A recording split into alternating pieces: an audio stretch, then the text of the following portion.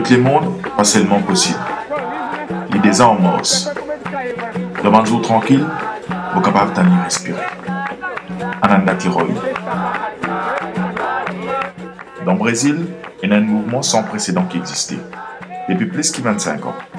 Presque 1,5 million de paysans et travailleurs qui occupent 7 millions d'hectares de la terre. Cet objectif, c'est force une réforme agraire pour une redistribution équitable de la terre.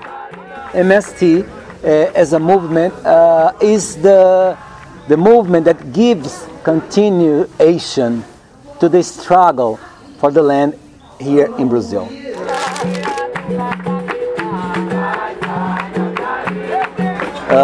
We consider that we are giving our contribution to make the history of this country become a more fair and just history in terms of land distribution. We want to transform the society from a capitalist society into a socialist society.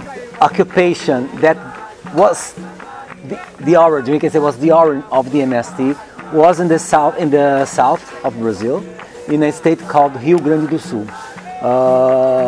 In that moment, we were living a very difficult moment because we were living a dictatorship system in Brazil. By that time, we had a lot of conflicts over the land in the rural areas, okay? And then what was the strategy of the dictatorship system? They wanted to open what we call the agricultural frontier, expand it into the Amazon forest, and then he wanted to solve the conflicts that was taking place in Northeast and all the other regions of Brazil. So at that time the government of the dictatorship system was telling the people was that in the Northeast we have a lot of men without land, and then in the Amazon we have land without men. So in this sense would be a perfect combination. Of course, the system didn't consider the indigenous people men, because there were indigenous people living there. This land belonged to someone. And then also he created a conflict between peasants and indigenous people at that time. So, but anyway, the process was a very cruel idea in terms of they push the peasants into the Amazon forest. These peasants get the land, they start cultivating, and they still have some time. Then someday come a white farmer with a document and say, oh, this land belongs to me. They used to create a false document. In this document, certified that this land belonged to somebody in his family a long time ago. But then, in the end of the 70s, a big group of peasants in the south, they said, no, we are not going to the Amazon forest. There is land here. We want land here. This is where we were born, our family, our tradition. This is our place. We don't want to go to a far distant state to get the land when there is land here. And then for the first time, they occupied in a place called Encruzilhada Natalino Crossroads. And then the police came, all dictator system power came to oppress those families there.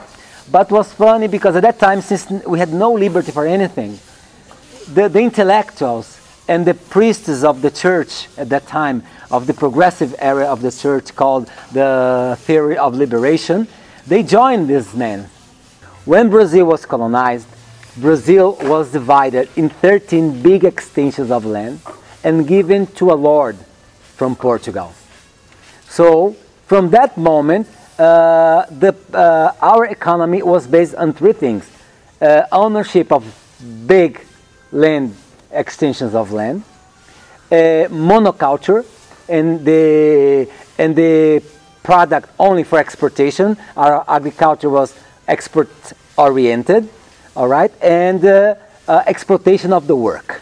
At that time was slavery.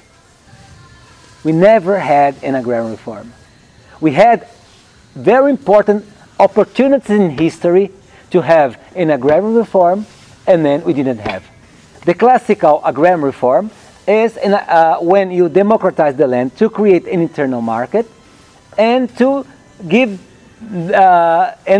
make people able to buy the products from the industries.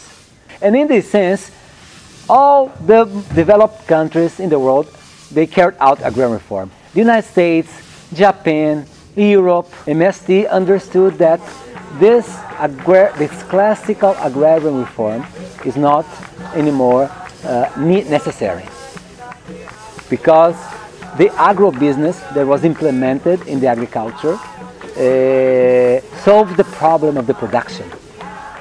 So that's why we are debating, and we are coming up with the concept of people's agrarian reform.